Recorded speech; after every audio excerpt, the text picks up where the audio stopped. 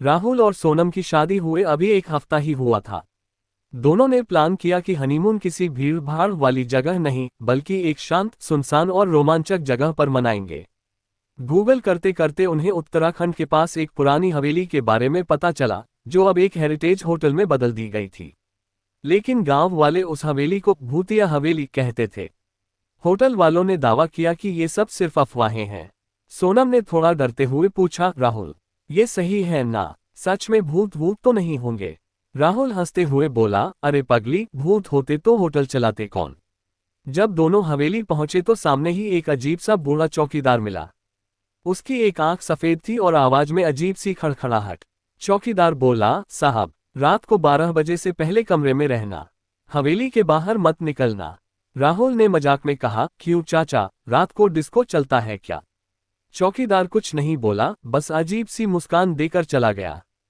हवेली अंदर से बहुत सुंदर थी, लेकिन पुराने लकड़ी के फर्श की चरमराहट और दीवारों पर लटकती डरावनी तस्वीरें थोड़ा अजीब माहौल बना रही थीं। रात के करीब 11 बजे अचानक कमरे के बाहर खटखट की आवाज आए। सोनम डर गई। राहुल ने दरवाजा खोला तो कुछ नहीं था, लेकिन तभी पीछे से बाथरूम का दरवाजा अपने आप खुल गया। दोनों ने देखा कि बाथरूम के शीशे में एक धुंधली परछाई दिख रही है। सोनम चीख पड़ी, राहुल, वो देखो। राहुल ने ध्यान से देखा तो अचानक वो परछाई गाना गाने लगी। चुरा लिया है तुमने जो दिल को। राहुल बोला, अबे भूत है या आशिक? परछाई गायब हो गई। दोनों ने दरवाजा बंद किया और खिड़कियां लॉक कर ली।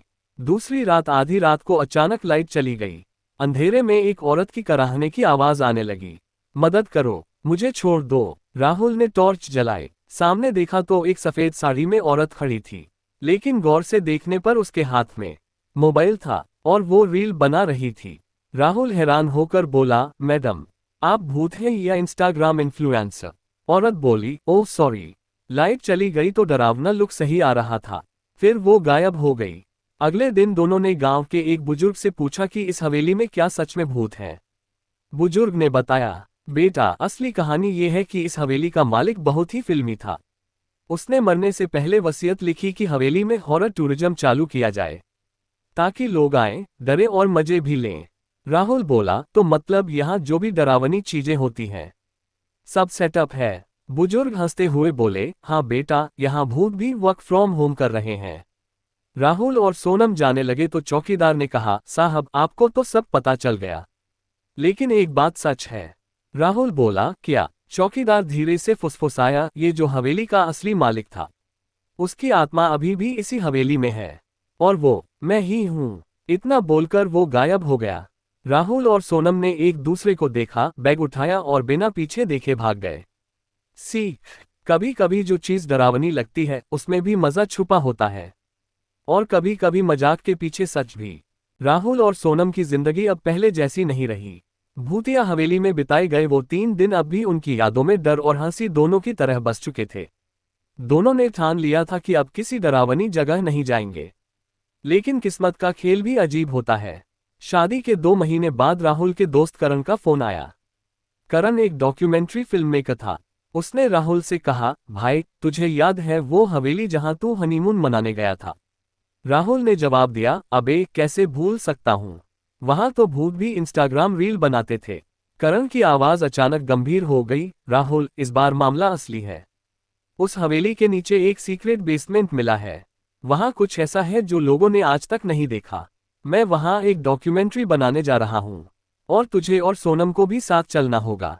राहुल ने तुरंत मना कर दिया, लेकिन सोनम, जो अब खुद एडवेंचर की शौकीन बन चुकी थी, बोली, राहुल, इस बार डरने का नहीं, सामना करने का टाइम है।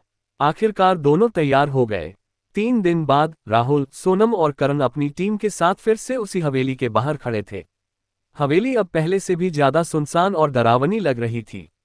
हवेली के बाहर वही बूढ़ा चौकीदार भी गायब था। करण बोला, अजीब बात है, यहाँ हमेशा वो चौकीदार रहता था, आज कहीं दिख नहीं रहा। हवेली के अंदर घुसते ही एक ठंडी लहर सी पूरे शरीर में दौड़ गई। दीवारों पर जाले पहले से मोटे हो गए थे। लकड़ी की सीढ़ियां और ज्यादा चरमरा रही थीं। करण ने बेसमेंट का दरवाजा खोला। दरवाजा खोलते ही एक तेज बदबू का झोंका आया। सीढ़ियां नीचे गहरी अंधेरी सुरंग में जाती थीं। सभी ने टॉर्च जलाए और धीरे धीरे नीचे उतरने लगे। जैसे जैसे नीचे जाते, दीवारों पर अजीब से चित्र और प्रतीक बने हुए थे। कुछ मानव आकृतियां थीं जिनके सिर गायब थे, कहीं रक्त से लिखे मंत्र, कहीं अर्धजली हड्डियां। सोनम ने डरते हुए पूछा, ये सब क्या है करण? करण बोला, यही तो राज है। सुनने में आया है कि इस हवेली का मालिक सिर्फ फिल्मी नहीं था, वो एक तांत्रिक भी था, और उसने मौत को बंद करने की कोशिश की थी। ये बेसमेंट उसी का हिस्सा है। अचानक एक दरवाजा जोर से अपने आप बंद हो गया। टीम के 4 लोग उस दरवाजे के दूसरी तरफ फंस गए। जोर जोर से चीखने की आवाजें आने लगी। राहुल ने दरवाजा खोलने की कोशिश की, लेकिन वो दरवाजा लोहे का था और अपने आप लॉक हो गया था। फिर उसी दरवाजे के पास लगी दीवार पर एक संदेश दिखा, जो खून से लिखा था, मौत का दरवाजा खुल गया है, अब जो अंदर गया वो कभी बाहर नहीं आया। सोनम कांपते हुए राहुल का हाथ पकड़ ली। करण भी पहली बार घबरा गया। तभी बेसमेंट के एक कोने से एक अजीब सी आवाज आई, छोड़ दो, यहां से लौट जाओ, वरना तुम भी यहीं के हो जाओगे। लेकिन आवाज के साथ अचानक एक बुरी सी हंसी गूंज उठी। आवाज धीमे धीमे पास आती जा रही थी। सभी ने टॉर्च घुमाई तो देखा कि एक बिना चेहरा वाली परछाई धीरे धीरे उनकी ओर बढ़ रही है। उसका सिर नहीं था, लेकिन शरीर मौजूद था। वो दीवारों से आर पार हो रही थी। राहुल चिल्लाया, ये तो सीजीआई नहीं है करण, ये असली है। परछाई धीरे से बोली, तुमने मेरे खेल को तोड़ा, अब तुम्हें इसकी कीमत चुकानी होगी। सारे दरवाजे अपने आप बंद हो गए। बेसमेंट की लाइट्स अपने आप जल गई। अब वहां 4 तरफ शीशे लगे थे और उन शीशों में भूतिया चेहरों की झलक दिख रही थी। करण ने अचानक कैमरा ऑन कर दिया और बोला, ये फुटेज अगर बच गई तो हम रातों रात फेमस हो जाएंगे। लेकिन तभी कैमरे का लेंस अपने आप फूट गया। एक दरवाजा धीरे से अपने आप खुला। सभी दौड़ते हुए उस दरवाजे की ओर भागे। अंदर पहुंचते ही वो लोग एक बड़े से हॉल में पहुंचे जहां एक तांत्रिक की मूर्ति थी।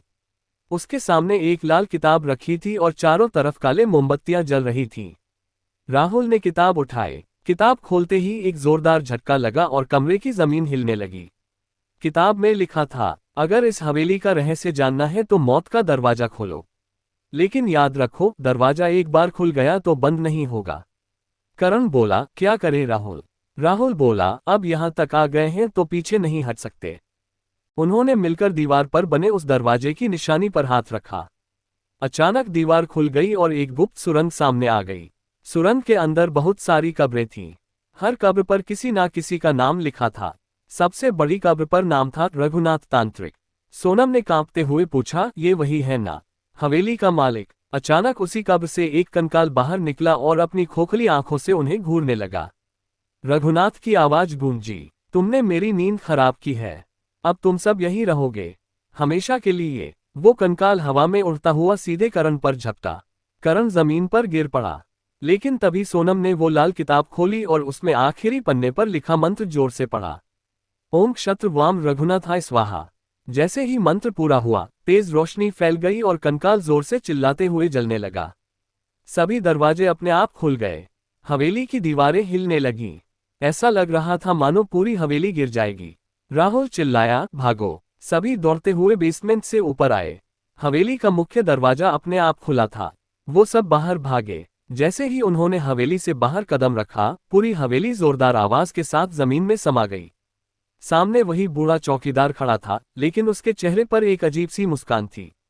वो बोला, मौत का दरवाजा अब हमेशा के लिए बंद हो गया। इतना कहकर वो भी धुएं में बदलकर गायब हो गया। राहुल, सोनम और करण अब भी कांप रहे थे। करण ने धीरे से बोला, दोस्तों, अगली बार गोवा चलते हैं, वहां बस समंदर है, भूत नहीं। राहुल और सोनम ने एक दूसरे की ओर देखा और जोर से हंस पड़े। लेकिन तभी सोनम के फोन में एक अज्ञात नंबर से कॉल आया। स्क्रीन पर सिर्फ एक ही शब्द लिखा था, मौत का दरवाजा। फोन अपने आप कट गया। Thanks for watching. अगला पार्ट और ऐसी ही स्टोरीज देखने के लिए चैनल को सब्सक्राइब और वीडियो को लाइक करना मत भूलना।